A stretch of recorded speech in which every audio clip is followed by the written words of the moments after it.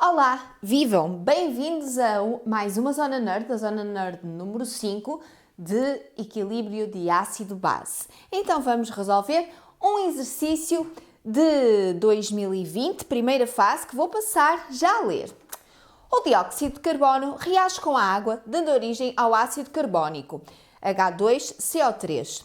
O ácido carbónico é um ácido diprótico que se ioniza em água em duas etapas sucessivas. Vamos escrever aqui as duas etapas. No exame devem sempre realizar desta maneira, tá bem? Desculpem que eu já tinha aqui as minhas canetas selecionadas. Muito bem. H2CO3, sempre passarem para a folha de teste, a folha de exame neste caso, as vossas equações, tá bem? Assim, HCO3 menos aquoso mais H3O mais aquoso, equação 1. E depois então ainda resta ali um próton, não é?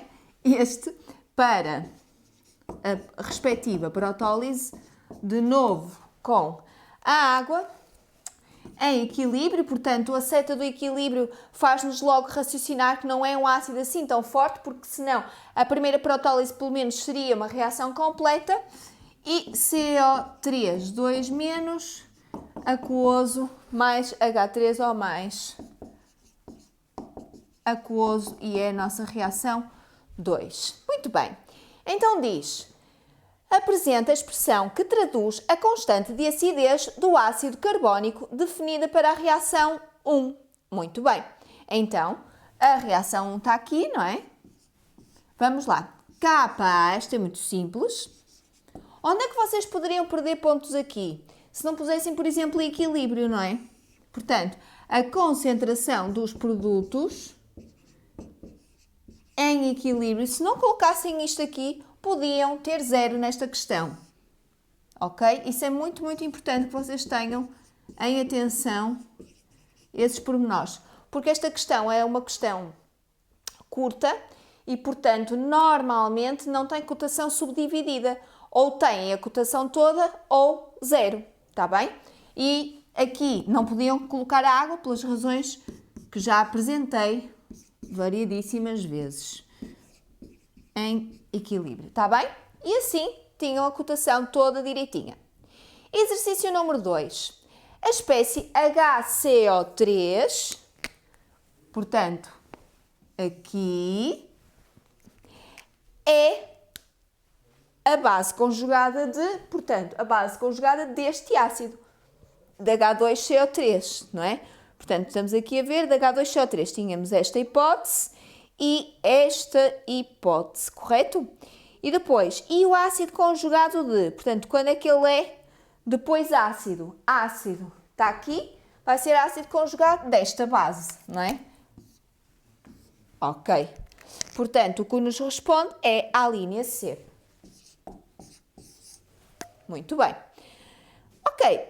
Exercício número 3, que ainda faz parte desta mesma questão-aula, que tem as equações lá, e diz: a preservação de estruturas vitais de alguns organismos marinhos, como as conchas, cujo principal componente é o carbonato de cálcio, CaCO3, depende do equilíbrio que se estabelece entre este sal sólido e os íons resultantes da sua dissolução em água.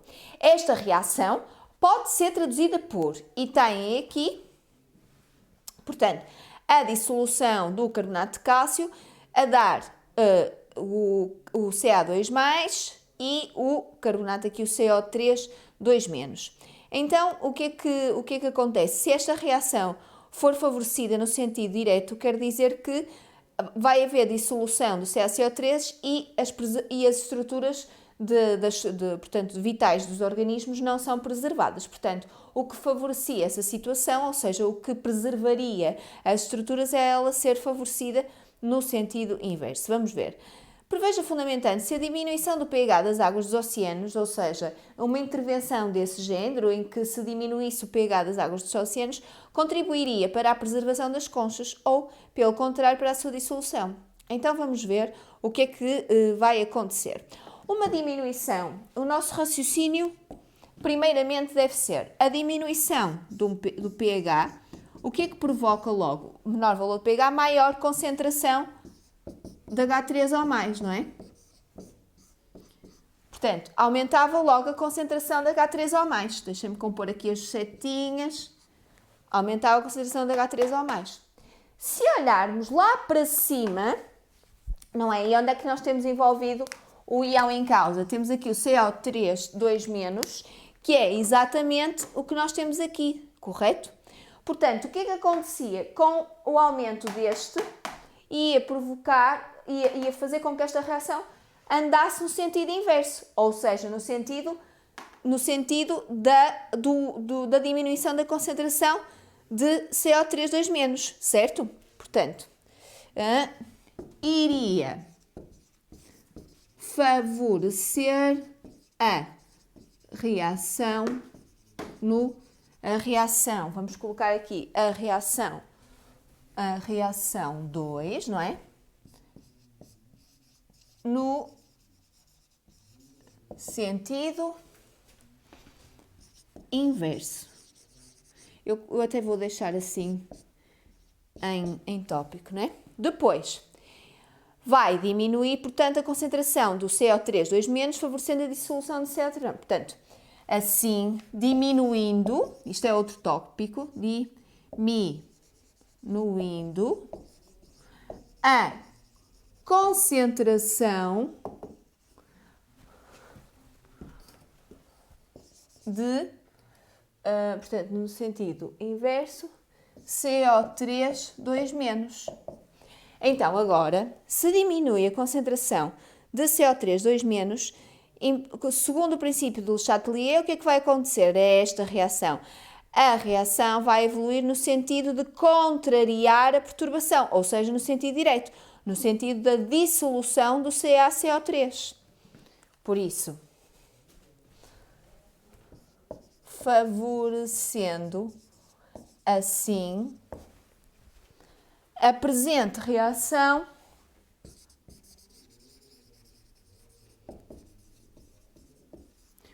no sentido direto,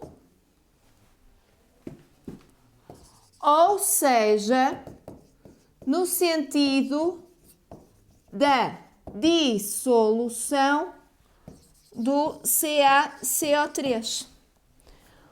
Ok, então concluindo assim, o pH, a diminuição do pH das águas dos oceanos provavelmente não vai ajudar e vai contribuir para a dissolução das conchas. Vamos também escrever isso que fazia parte dos tópicos, está bem? Vou apagar aqui a 1.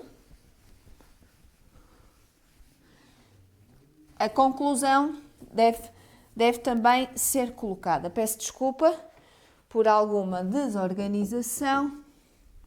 Vamos colocar aqui assim. Terceiro tópico de resposta. Portanto, assim, a diminuição do pH das águas provavelmente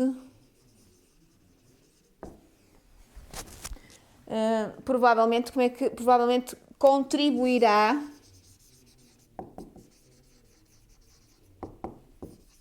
para a dissolução do carbonato de cálcio, não é? Não auxiliando na preservação das estruturas vitais dos organismos marinhos, para a dissolução do CaCO3 e, por isso, não ajudando na preservação das estruturas vitais das conchas, vamos pôr assim, das conchas. Está bem? Pronto. Facilitando. Assim, a diminuição do pH das águas provavelmente contribuirá para a dissolução do carbonato de cálcio e por isso não ajuda na preservação das cálcias. Ok. E uma outra dica que eu vos dou, nunca sejam, portanto, sejam objetivos nas respostas, certo? Mas nunca sejam fechados, determinantes. Vai contribuir para... É claro que neste contexto em particular não vos ia ser descontado nada se o seu raciocínio estivesse correto. Mas, como estamos em ciência e no domínio científico, é sempre um domínio de tendências e de probabilidades. Devem sempre dizer, provavelmente irá contribuir para... É sempre muito mais correto utilizarmos este tipo de linguagem, está bem? Obrigada pela vossa atenção. Até à próxima!